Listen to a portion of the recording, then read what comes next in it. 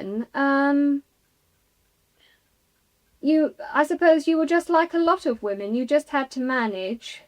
You weren't bombed out or anything, were you? Well, I was. Our house, the shop and that was damaged. Oh dear. The window, the roof, the ceilings came down. And I was on my own the first night. And my sister lost her home the second night. They were with me. But going back to my husband, it must have been in the war when the Dunkirk invasion was coming up. And he was home on leave.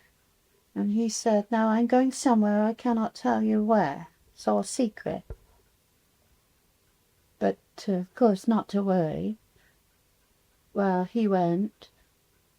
And I did not know anything till I had a letter one day. And it wasn't his handwriting. It turned out to be either the Red Cross or the Salvation Army, which was very good to the soldiers in those days, wrote this letter to me, telling me I wasn't to worry, and put in his personal, what he wanted to tell me. He didn't write it, and I didn't know whether he was injured or what, but apparently he was. But I wasn't to worry. Well then, that was that. I couldn't do anything. And then one day,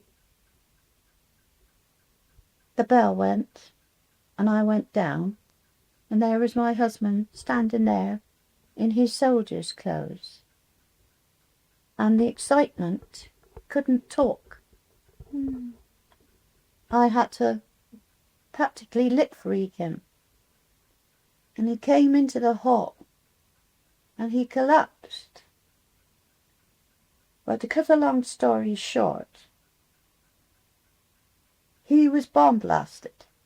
And he went blind, deaf and dumb for 3 months. That was why he couldn't write to me, but he didn't want me worried. So he was convalescent in Bath for so long. I have photos of him, and he trained the 6th, the 6th Somerset of the Home Guard. Oh, did he? And over the Salisbury Plain. That was to get his strength back. He never lost any limbs. Yeah. But he did then. He finished the war in different places, such as Dover and places like that. He finished out the full 7 years. And then when the war was over, there was a few months before he came home, say.